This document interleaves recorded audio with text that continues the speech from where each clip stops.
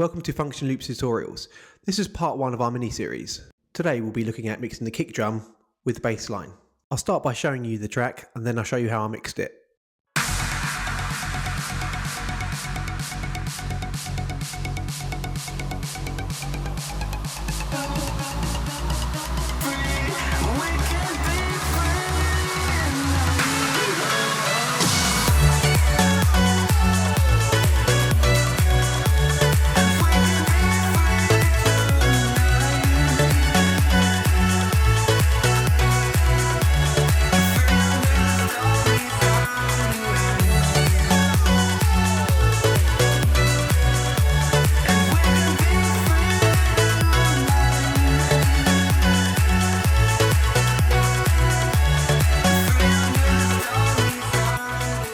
All the sounds you just heard are from Function Loops.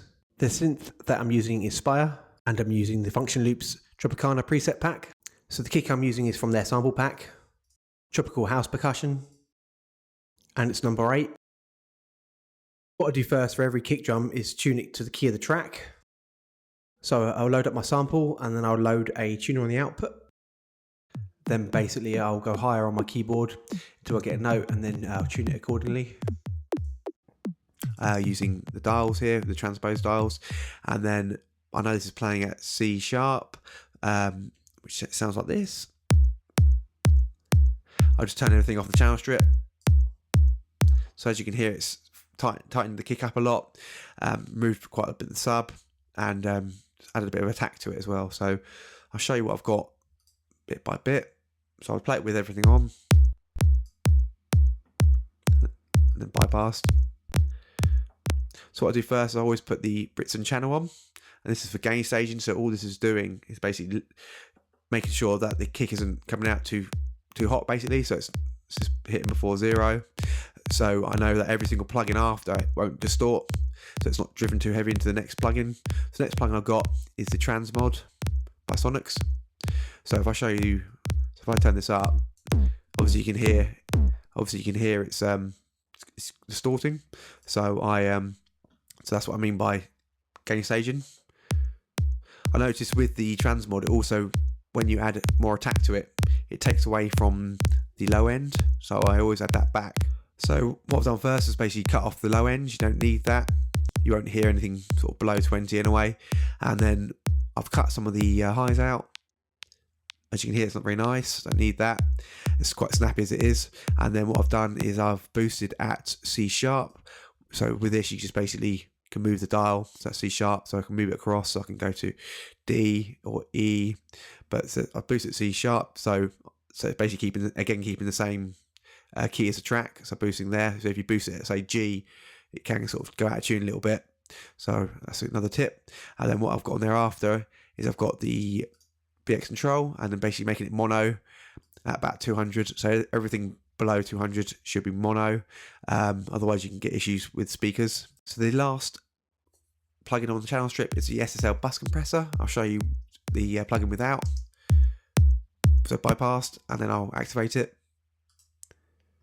So as you can hear, it's making the sample a lot more sharp, more snap, and also taming the sub. So what I've done on here is I've set the attack to 3, which is quite a slow attack. So it's letting the initial sample come through, so the original snap of the kick is not being affected. And then it's basically taming the sub, so it's making it sound more snappy. There's a quick release on there, so it's ready to go for the next sample. So I'll just show you that.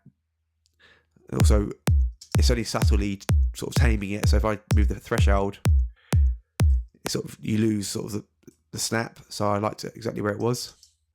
What I forgot to say earlier was once you actually find the sample that you like, the WAV file, when you drag and drop it into the plugin, what you should do is you should zoom right into the very beginning of the sample, of the WAV file, and there might be a gap. As you can see, this one has a gap. So when you zoom right in, right to the beginning, there's actually a gap. So actually what I've done is I've moved the sample starts where it starts, just to the exactly where I reckon the sample begins basically, and it actually makes the sample punch through the mix much more, gives it a lot more attack. So as I'm happy with the kick drum, what I'll do is I'll bounce it down, or I'll just duplicate the track, which I've done here. It's exactly the same presets as the other one, but what I've changed is I've done a few changes where I've just added more snap to the kick. So as you can hear, it's a lot more snappy. I've turned the ratio up on that, and then on with the Pro Q, I've just got rid of all the low end. So now it gives me control over the snap of the kick, as well as the mid-range and the low end. So if I play them, if I just mute it and then if I just add it in slow, you can hear it come in.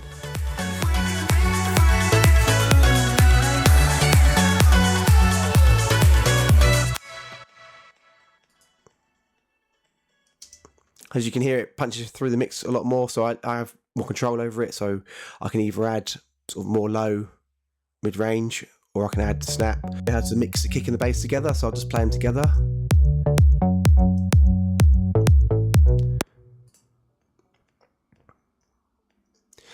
The bass line is just basically copied across, and there's the notes there. What I'll do is I'll show you the bass line without anything on it. Well, first of all, I'll show you what the plugin is. So I've used Spire, I've used the Tropicana pack, and I've used the preset Papaya. I'll start off with the wow on it. And what I've done with the wow is it basically adds a bit of distortion to it. And although it takes a bit of low end away, I'll put that back later, but I'll just bypass that.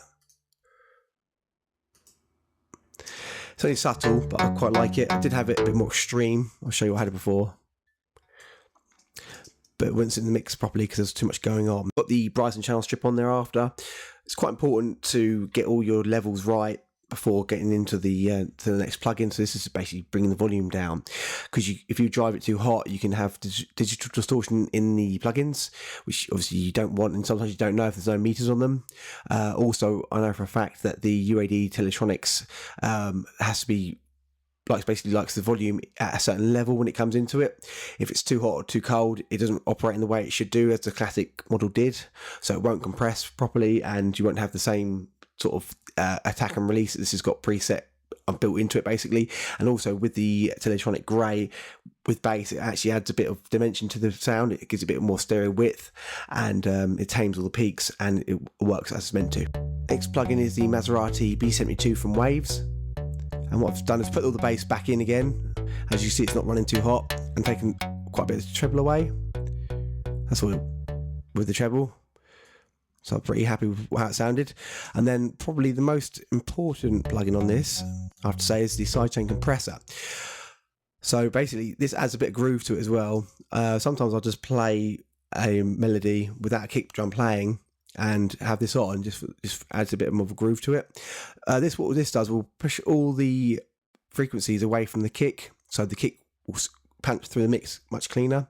So if I quickly show you it without it and with the kick and without the kick.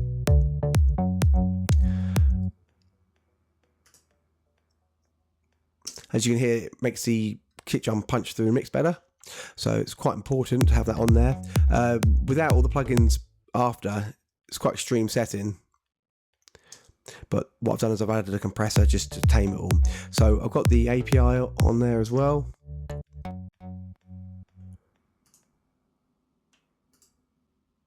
Just adding a little bit of low end, tiny little bit of high, mid-range, tiny little bit of highs, around about 500 as well, just to make it punch through the mix a bit cleaner.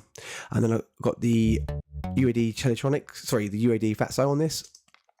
And what this does is it takes all the dynamic range away. I don't want any dynamic range with bass, and it adds a little bit of saturation to it.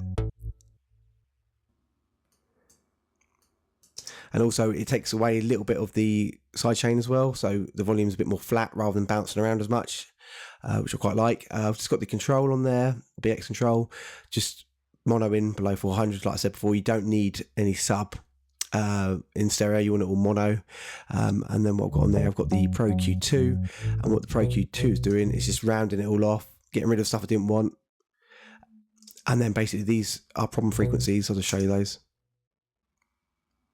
It's quite quiet, but you can hear them sort of whistling away in the background. Also, 200 is not a very good frequency to have in the mix. You just get rid of that because it's just mud. To do that, what I did was I just made a narrow Q and just slowly went through until I found bits I didn't like, basically, and then just dialed it back. And then I've got the UAD2 precision limiter, just taming it all basically. not doing a lot, just adding a bit of volume. It's quite important, this part. So what I tend to do next is, once I'm happy with the kick and the bass, what I do is I play them together, and then I find a sweet spot in my room where all the sub is basically, and what I do is I get rid of all the highs on the EQ, to bring it back. So what I do is I bring it back, and then go and listen in my sweet spot and see if basically if the bass is too heavy or the kick's too heavy. So what I've done with the Pro Q2 is I've taken away whereabouts the kick is hitting here. So without that, I'll show you that. So if I move it's getting in the way of the kick, just muddying it up a little bit. So this is how I can tell if I've got too much bass or I need to add more bass. So what I'll do is add more bass into it. And as you can hear now, the kick drum is not as punchy. So this is quite important, just to hear where the kick drum is hitting and where the bass is sitting, basically. You can tell, and how much sidechain to add onto it or take away.